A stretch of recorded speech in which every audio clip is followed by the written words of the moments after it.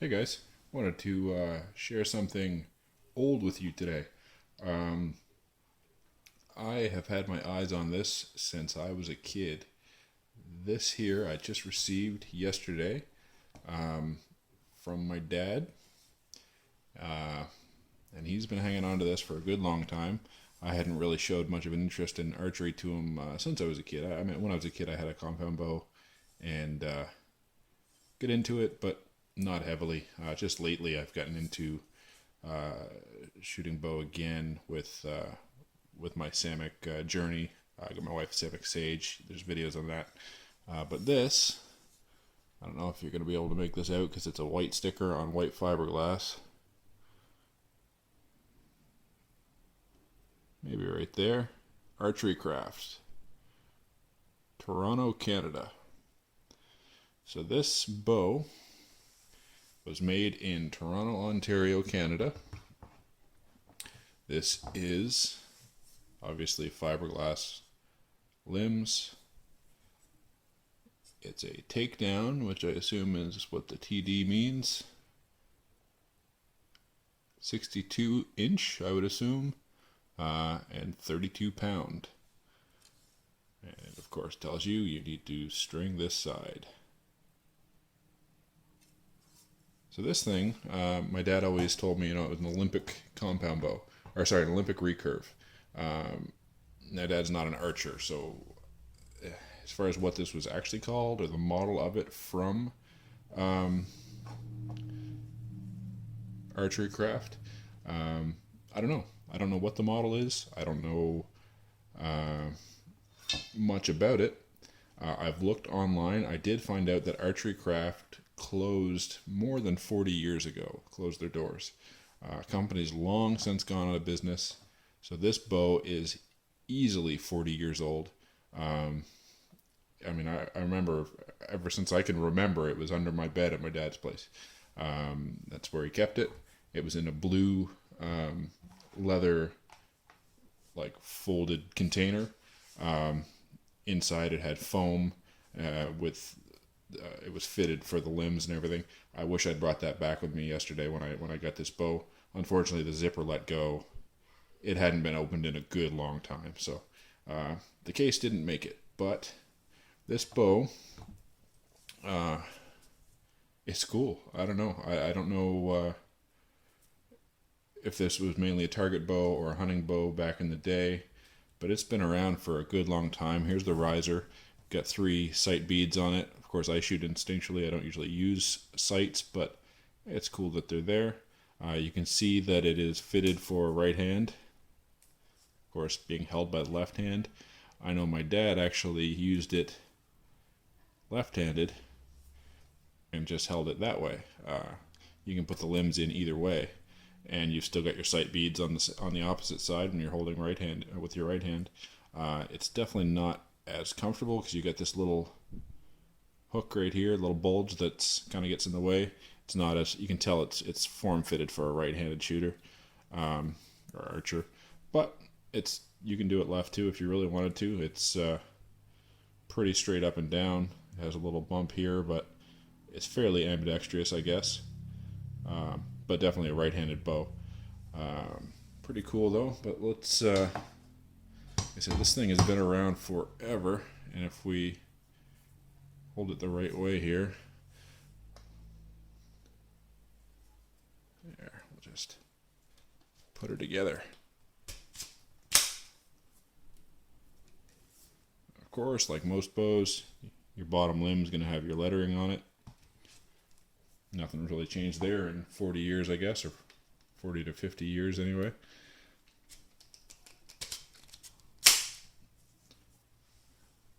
And I don't have much room in this shot. I apologize, guys, but there it is. And let's just...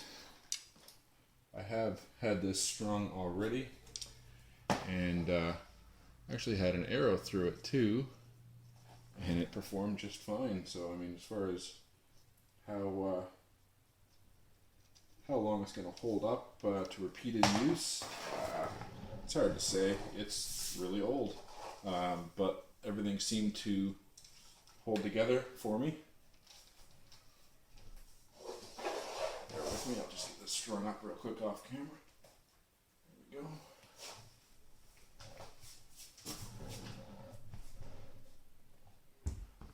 And there it is.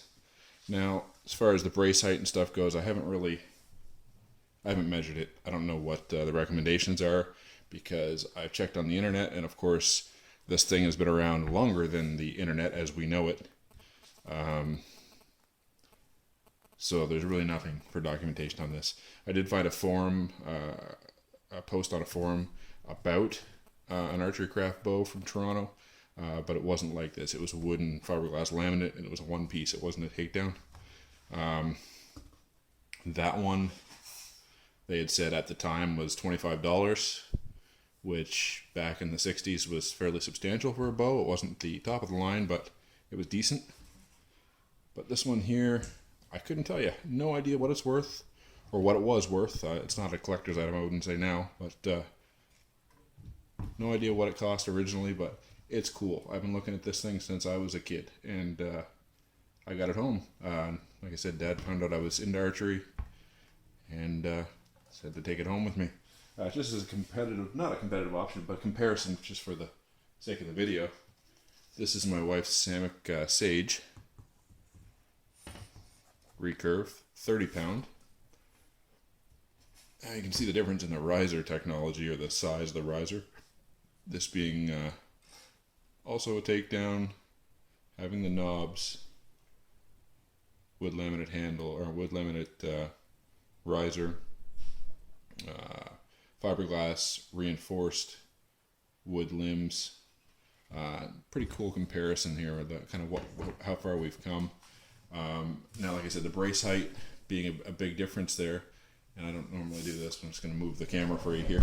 If you actually look at the ends, you can see, I'm just going to line them up here. There's a lot more curve into the recurve on the Samick Sage. Now, that could have something to do with the brace height. As I line them up here, I will move the camera in a moment and get it over top of them, if I can do this. I don't really want to lay on top of each other very well. Brace height looks pretty darn near the same.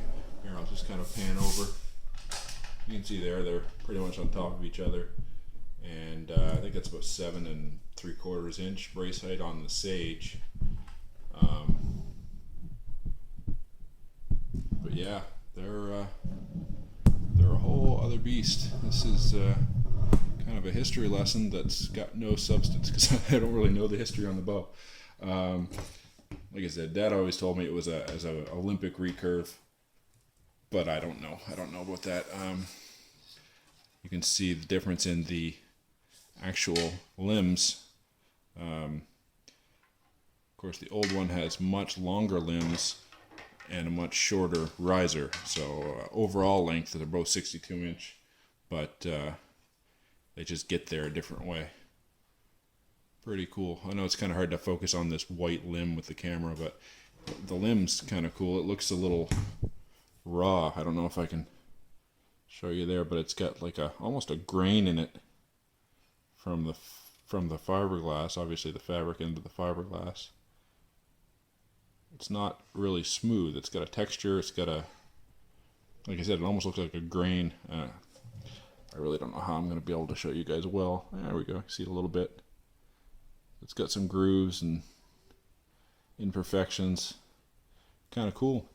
One thing, of course, to note, and I have put, like I said, an arrow through this, and I'll get some on camera for you guys just to get it out and say I did. This is more of a memento for me. It was my dad's, and I like to have it. I don't know that I'm going to really ever hunt with it. I would take my Journey, of course this is the Sage, but I would take my 50-pound Samick Journey out hunting, whereas you got to have at least a 45-pound bow anyway. This is a bit light for hunting purposes. The other thing to note is the new ones, of course, the Journey and the Sage, are reinforced for Fast Flight Plus strings, whereas of course this old piece is just raw fiberglass at the tip. There's no reinforcement there. You wouldn't want to put a Fast Flight Plus string on there. You're going to end up breaking a limb or something, most likely. This string really seems like it's in pretty good shape too. It's not fraying anywhere. I think, here, let me get this sage out of the way.